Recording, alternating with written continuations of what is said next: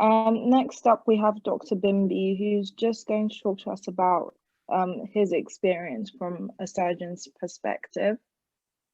Well, thank you very much, Simi and Febby. I'm Bimby Fernando. I'm a consultant transplant surgeon from the Royal Free Hospital. I'm really delighted to be here to talk to you all. Thank you for having me. And I'm a surgeon. I want to talk to you a little bit about the journey of organ donation, but perhaps talk about a few other aspects and share a few stories. I think stories tend to move people in a different way to data. So I just want you to think about organ donation and transplantation. I consider this a modern miracle, and I feel genuinely that this demonstrates everything that we should be proud of in our own NHS. So, you know, when it goes back to all those Thursdays where we go out and clap in the streets, I was quite moved by that, and was very grateful for everyone doing that. But it also made me reflect on some of the other stuff we were doing in the NHS, and organ donation and transplantation is one of those things, and I consider myself very lucky to do the job I do. So I'm going to show this slide a few times, and there's a lot of figures on this. So you've got on the vertical axis the number of cases, and on the horizontal axis you've got the years, and this really goes up to 2017 and 2018. But there's essentially three data points really which I want you to consider. There's this line here, which is those people waiting for a transplant. There's the grey bars, which are those people who've had transplants, and then there's these solid blue bars, which are the donors for those people having those transplants. And this is really talking about deceased donors, so not talking about the live donors. But I'm just going to sort of talk to you about each of those. So let's just look at the donor numbers. So in 2017 to 2018, there was 1,574 donors. And I just wanted to perhaps dig down a little bit deeper and just share that experience with you. So organ donation, and I'll just talk to you about it from start to finish about what's involved. For any single donor, it will involve over 150 people in making it happen for all those different recipients, okay? So that's one of those 1,574 that I mentioned. There'll be 150 people involved in making it happen within the NHS. And I'll just outline my part of it, just to give you an outline of what I do and my sort of perspective of this, you know, fantastic miracle that we have. So one donor, there'll be a family and the next of kin that are probably going through the worst time of their life, where the person nearest and dearest to them has just been taken away from them. And they have all the different features of acute grief. You know, they may be angry, they may be upset, they may not believe it, they may not accept it. They'll have all these different factors and all these different fluxes of emotions, and will be highly, highly stressed.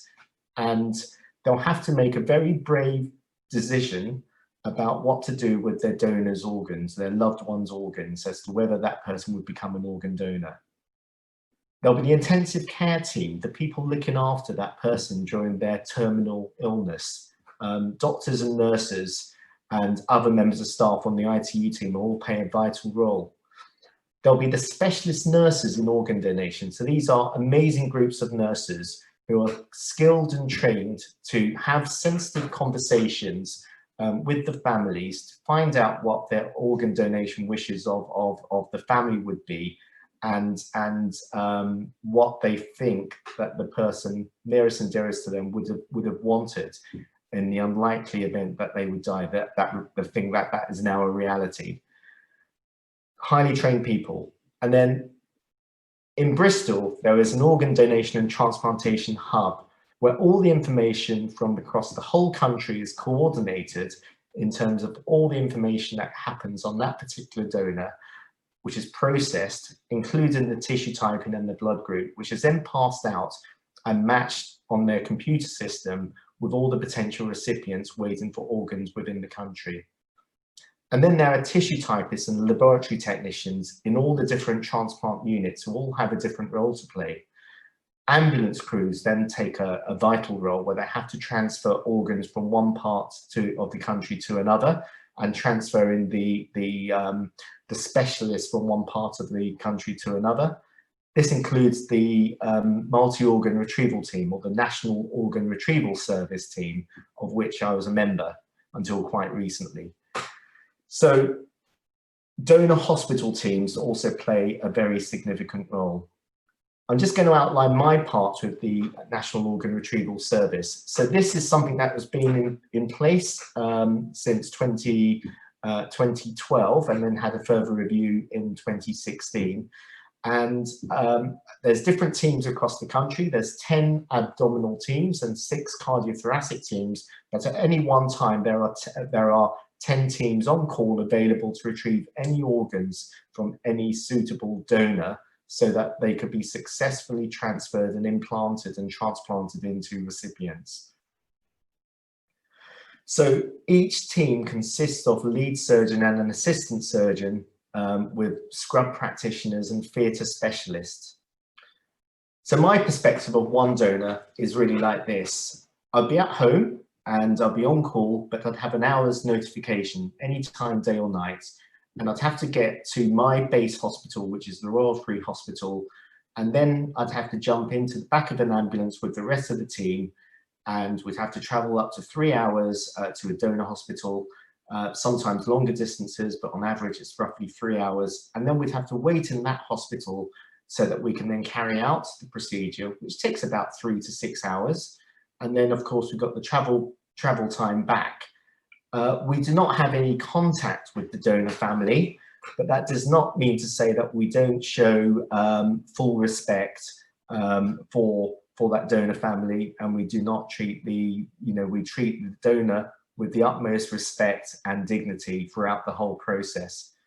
So this just outlines the number of attendances throughout the whole period over the years, and you can see that the numbers are slowly increasing. So that's the first part of this that I just wanted to talk to you about and share with you. That's the donor in the blue bars.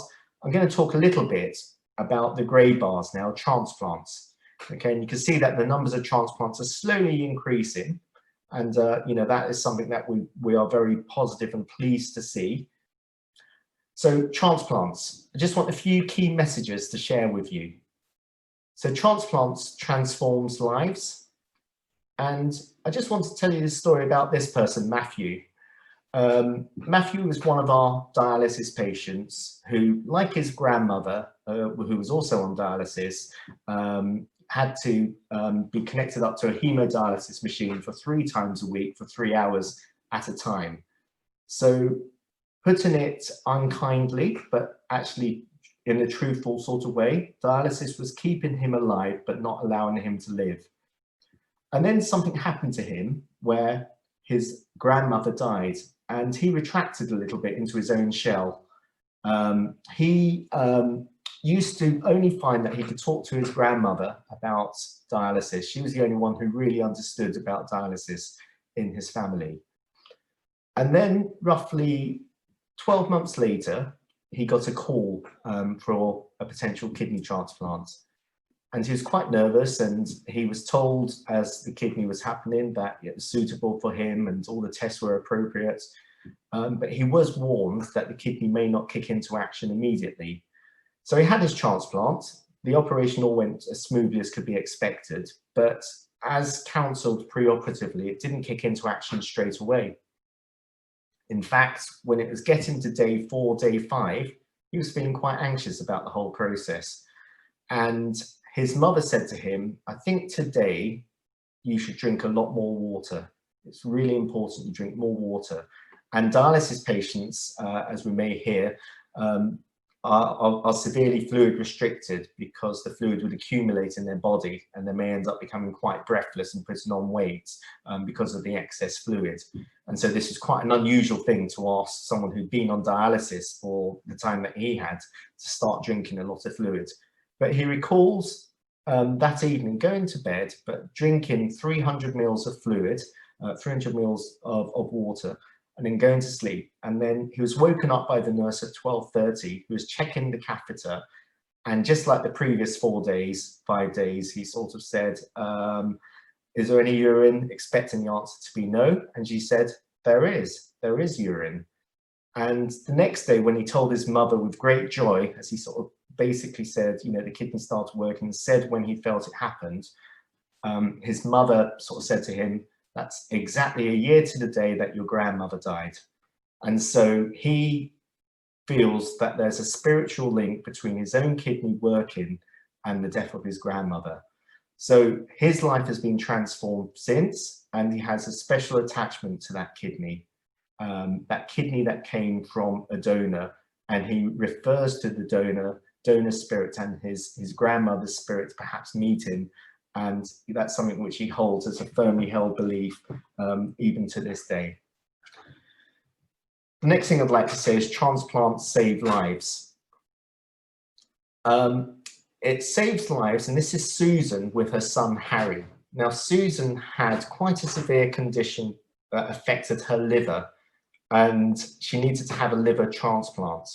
But I just wanted to talk a little bit about Harry, because Harry was learning to ride the bicycle, and Susan would go onto the park and sort of try and stand behind him as he's on his stabilizers, and then one day the stabilizers would come off and she'd be standing behind him trying to keep him stable so that he could cycle on his bike.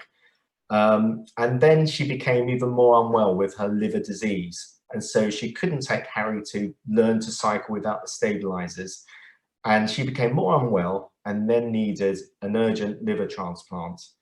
Fortunately, she did have that liver transplant a few months later, and she did recover from that. But what she also discovered was, when she did recover, was that her son didn't get on that bike afterwards. He just refused to get onto the bike.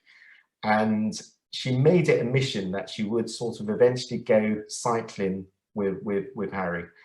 I'm not doing this story the justice that Susan normally does for this, but what I would say is, when Susan tells this story, she sort of talks to the London to Brighton cycle rides, which she did with Harry 5 years to the day after, actually no, it's 10 years to the day after her transplant.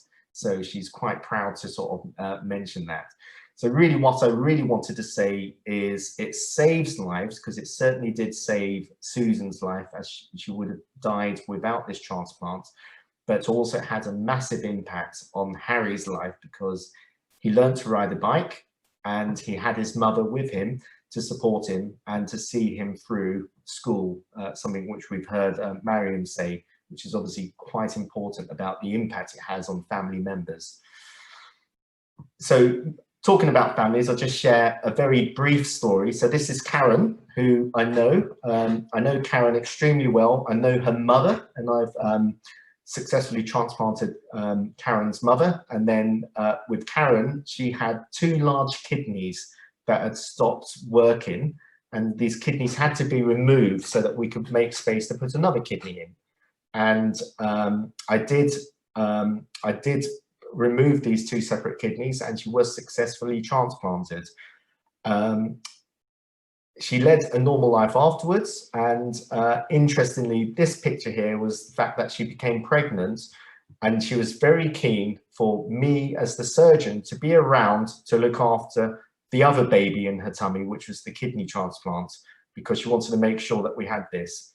So you can imagine a scene that I was playing tennis down the park, and my phone goes, and the message is, Karen's about to have a cesarean section, but she's asked for you to come. Would you be able to come straight away? So I had to put down my racket and rush into the Royal Free Hospital, and saw her deliver this baby. And so when she turned up to say hello to me, I made sure that we had a photo. So I thought it was a good story to share with you guys. The final story I just want to tell in terms of success of transplantation is Helen's story.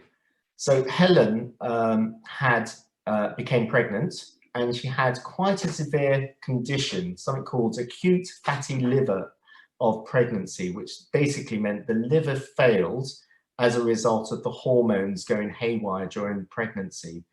And it became so dangerous that she had to have an early delivery by cesarean section of the baby, as her liver was failing quite significantly, and her liver failed even more substantially, and she was put into a coma. And the picture of this is this baby being plonked onto her chest so that she could bond. What she is saying, she's got no recollection of this ever being taken. She was semi-conscious. She had this baby plonked on her. She was extremely unwell. And shortly afterwards, she did have, I think it was within the next day, she had something called a super urgent liver transplant. And in fact, it was a transplant, it was a liver that was deemed to be suitable for someone else.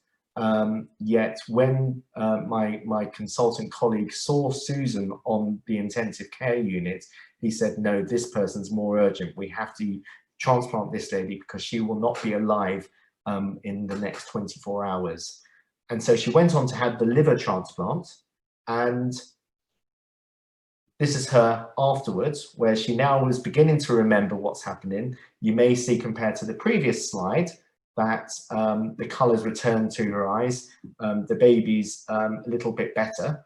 And you know, it's just wonderful when you hear this story, and it's amazing to see that that little baby there wouldn't have a mother if she didn't have that liver transplant, and she wouldn't if it wasn't for that donor and the family of that donor making a very brave decision. You know, their lives would be very different.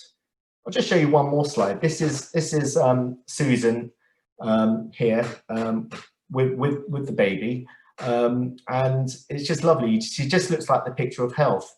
But hang on, there's something else I just need to share with you now.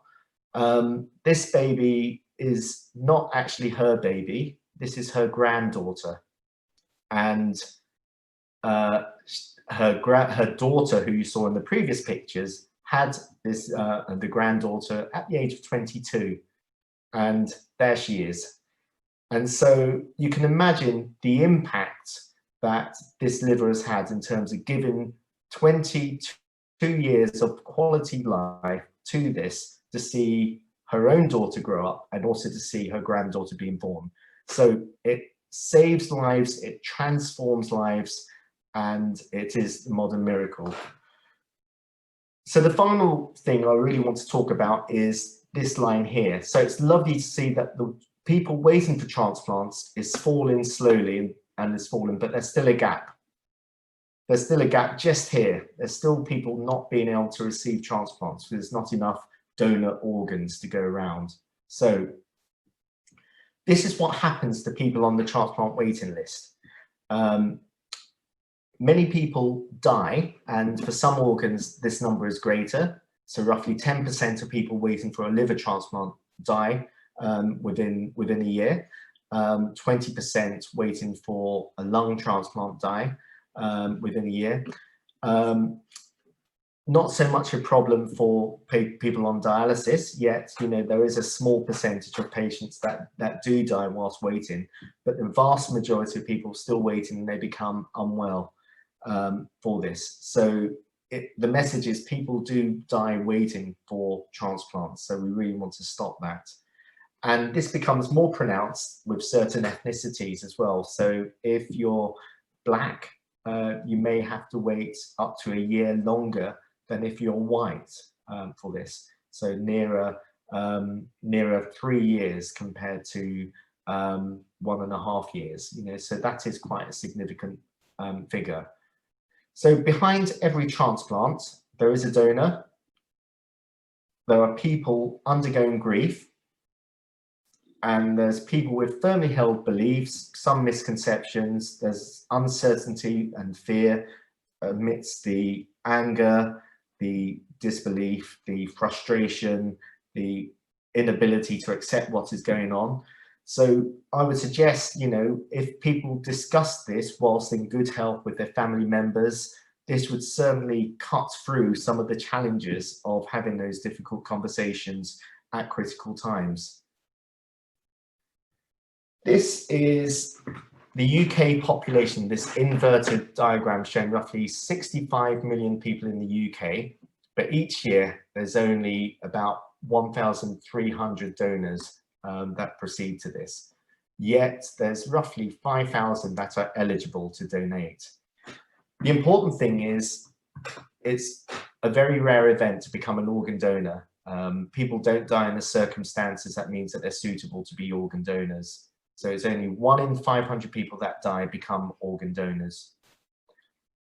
But the important factor that I want you to think is in that room where you have this family and their approach to say, would you be willing to donate your loved one's organs?